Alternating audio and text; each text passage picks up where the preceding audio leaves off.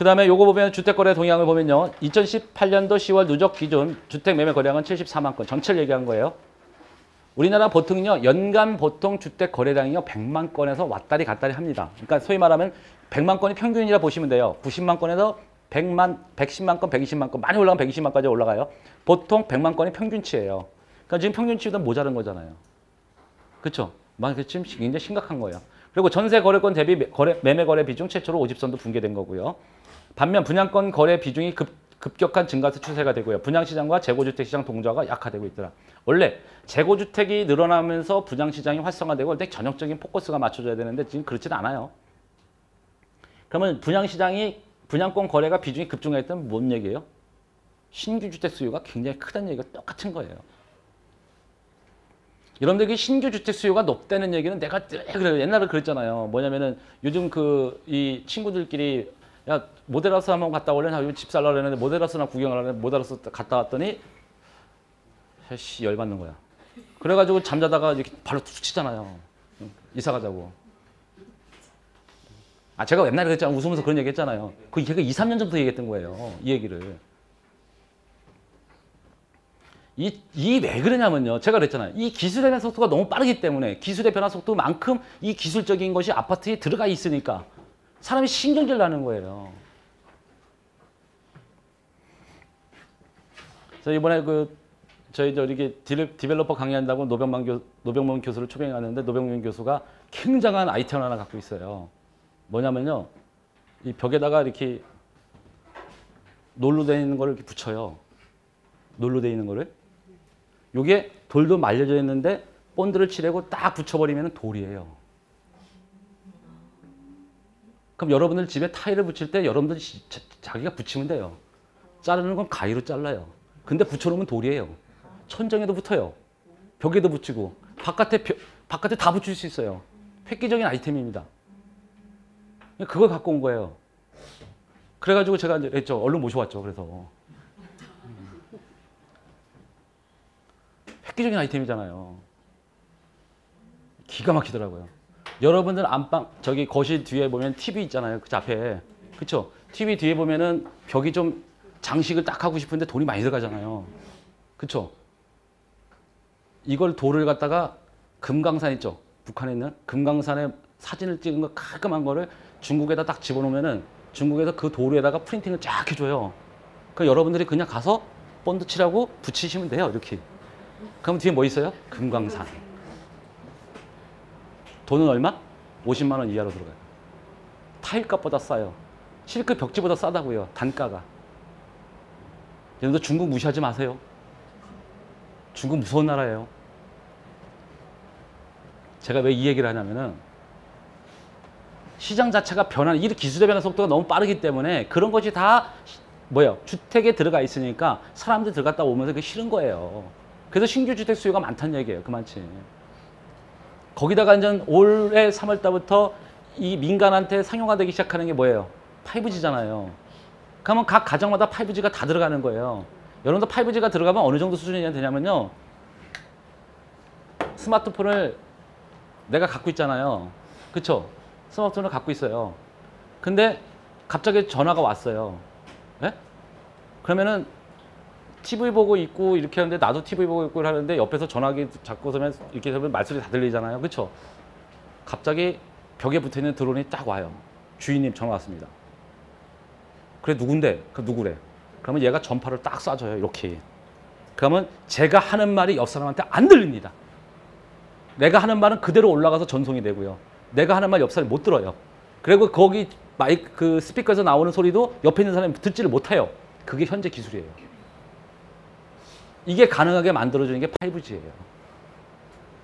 그 다음에 여러분들이 이제 냉장고하고 전부 다 연결되어 있으니까 냉장고 앱을 딱 켜버리면 뭐예요? 안에 있는 게 없는 게 다 나와. 뭘 만들려고 했더니 레시피를 딱 눌렀더니 집에 냉장고 이게 없으니까 요거를 사셔야 됩니다 하고 딱 눌렀더니 어디 가서 가져오라? 집에 갔으면 이미 배달되어 있는 거예요. 그게 5G 세상이에요. 그것이 접목되는 것이 아파트 시장부터 접목돼 버리니까 시장 자체가 파이가 커지고 이런 생활 습관 자체가 바뀌어지는 거에 되는 거예요. 그럼 그런 거 전부 다 사람들이 더 원하게 되잖아요. 그래서 그러잖아요. 기술의 변화 속도가 너무 빠르기 때문에 아파트를 5년마다 한 번씩 갈아타라 그랬잖아요. 제가. 제가 이거 몇 년 전부터 얘기했는지 아세요? 네? 4, 5년 전부터 계속 얘기한 거예요.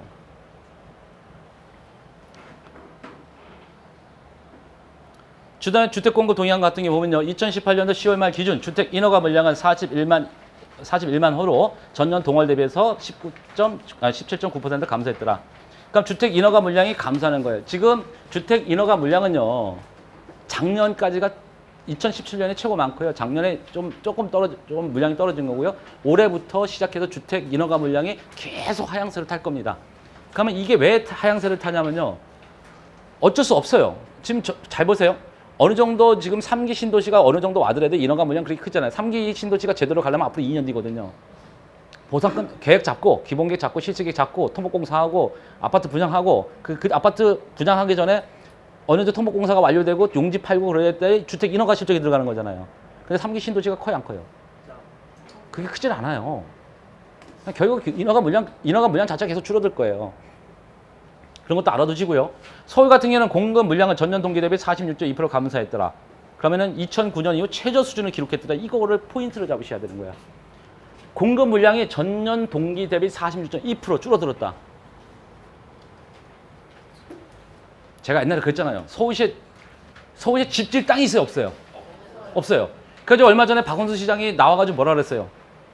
도로에 집 짓겠다 그러잖아요, 지금. 안전성이 있을까요, 없을까 그랬더니 안전성이 있다고. 지금 프랑스에 도로에 집 짓는 게 있었거든요. 프랑스에 주택 문제를 해결하는 게 제도가 있어요. 그걸 지금 도입하겠다는 거거든요. 서울에 집질 땅이 없는 거예요. 그러다 보니까 어떻게 돼요? 차량기지, 지하철 차량기지 위에다가 뭐 한다? 짓겠다. 2호선 양천 차량기지 가면요. 양천 차량기지가 1층이고요. 그 위에 주택이 있어요. 아파트가. 가면 그거를 우리 서울시가 다 하겠다는 거예요. 차량기지에다가. 그것도 모자라가지고 어떻게 했다? 도로에다 집 짓겠다 이거예요. 도로에다 집 짓는 거 있잖아, 우리나라가. 건물 짓는 거 있잖아, 집 짓는 게 아니라. 한 번도 안 가보셨어요? 서울에 있는데? 낙원상가 있잖아요. 밑에 차 다니잖아요. 거기 지하도 있는데 지하 가면 식당 가잖아요 또. 그 할머니 아직도 계시는지 모르겠네. 백반 3,500원이야. 진짜 맛있는데.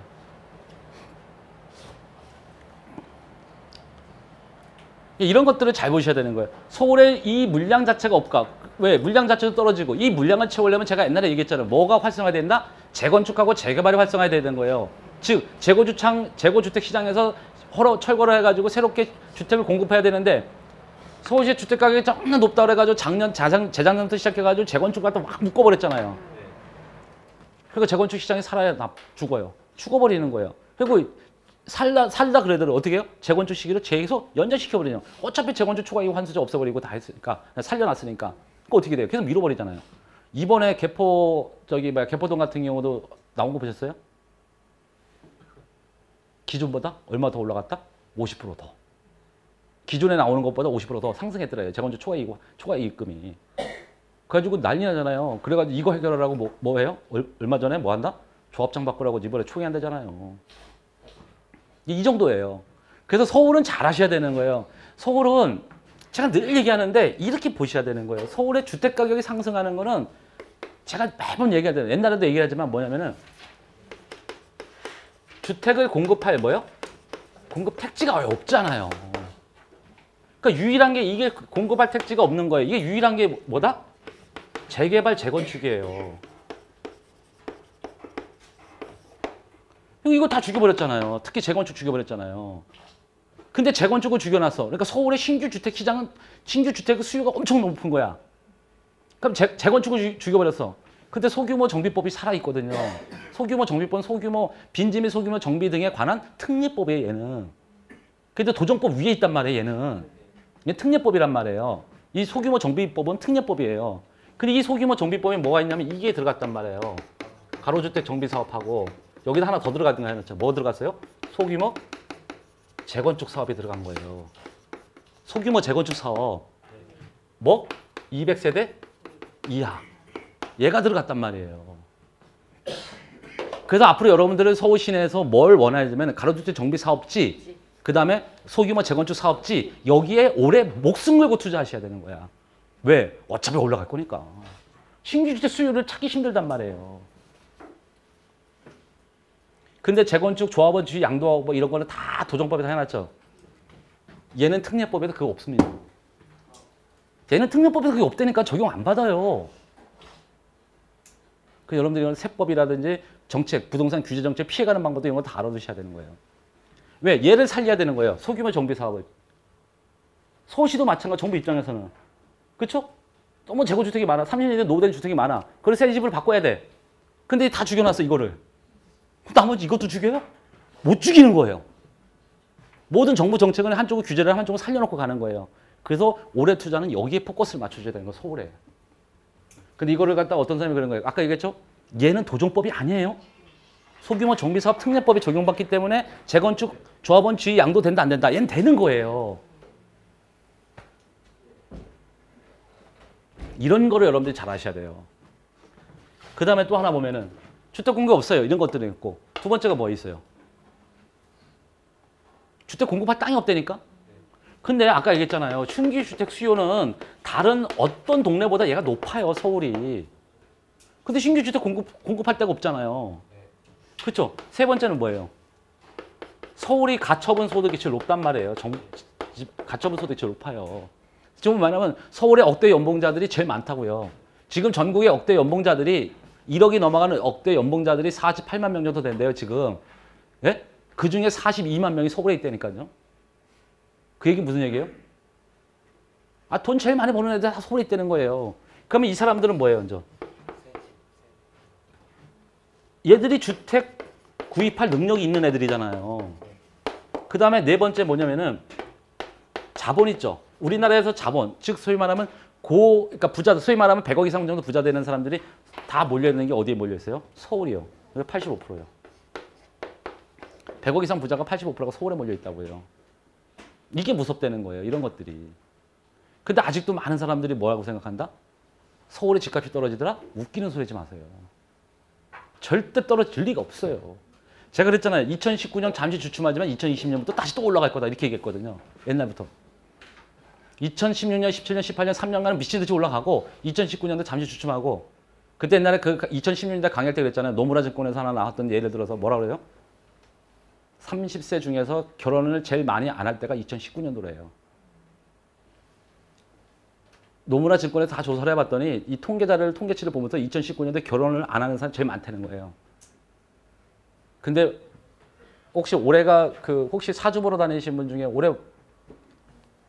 올해가 그 황금 대제라 가지고서 다 좋은데 올해는 대부분이 뭐냐면은 이 관제수가 많은 사람들 올해 제일 많은 때예요. 관제수는 둘 중에 하나예요. 관제수가 있다면 안 좋다라는 건데 관제수는 사람의 입에 오르내리는 걸 관제수라고 그러거든요. 그럼 남의 사람 마음에 오르내리면은 안 좋으면 많이 오르내고 좋아도 오르내리잖아요. 이게 양단이 있는 거예요. 그래서 올해 관제수가 있는 사람들이 되게 많대요.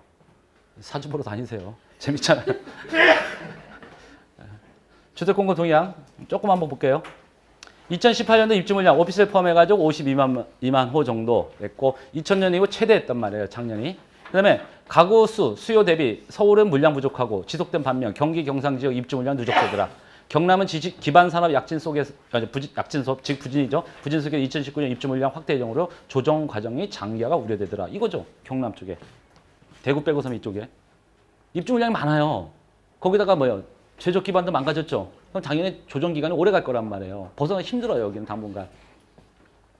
그러니까 아까 서울 같은 경우는 물량이 부족하죠. 아까 봤죠. 공급 물량도 없죠. 인허가 물량도 없죠. 그리고 인허가 물량 없는 건 당연한 거예요. 왜? 공급할 택지가 없기 때문에 그런 거고요. 되게 많은 사람들이 얘기하잖아요. 이게 신도시를 서울 외곽에다 많이 만들어 놓는다 해가지고 서울의 집값 절대 못 잡아요. 서울의 집값은 어떻게 잡아야 되냐면요. 딱 한 가지만 하면 돼요. 어떻게요? 재개발, 재건축 마음대로 풀어주면 돼요. 네. 마음대로 풀어주면 돼요. 그러면 집값이 올라갔다가 막 이렇게 롤러코스터 좀 탄단 말이에요. 그럼 이게 어느 순간에 이게 뭐예요? 많이 탔다가 이게 자꾸 수렴하게 되는 거예요. 그걸 인위적으로 잡으려고 그러니까 어떻게 돼요? 반발 튀어지는 거예요. 못 잡아요, 서울은. 그냥 그리고 어차피 제가 내겠잖아요. 그리고 또 하나. 5번째, 뭘까요? 서울 자체가 개발판이잖아요. 아, 서울에 10개 전철 노선 위신선 하나 끝났고 9개 남았잖아요. 그렇죠? 경전철 노선 9개 남았잖아요. 그 다음에 또 뭐 있어요? 보세요. 서부간선도로 지화하고 동부간선도로 왜 착공 들어가고 그렇죠? 아, 그렇잖아요 지금. 국회대로 지화한다라고 나오고 뭐 나오고 그 다음에 조금만 해도 뭐 있다 그러면 뭐예요? 다 개발이에요. 그래가지고 지금 그 노원구라든지 저기 노원역이라든지 창동역 같은 경우는 뭐예요? 여기다 또 있잖아. 다 개발판이잖아요. 보세요. 경전철 있죠? 여기다 더 큰 거 GTX 있죠? 그렇죠? 대규모 차량기지 이전하는 자리에다 다 개발하겠다 그러죠? 다 개발판이라니까요. 개발판이 아닌 곳이 없을 정도예요. 이렇게 개발 호재가 풍부한 서울 집값이 떨어진다? 말도 안 되는 얘기인 거예요. 제가 서울시장 되게 좋아해요. 저도 그런 사람 되게 좋아해요. 왜 그러냐면 잘 보세요. 저 같은 사람은 분석하기 수 있게끔 행정계획을 착착착착 만들어주시는 분이에요. 근데 일반 사람들은 행정계획 분석을 못하니까 어떻게 돼요? 저 같은 사람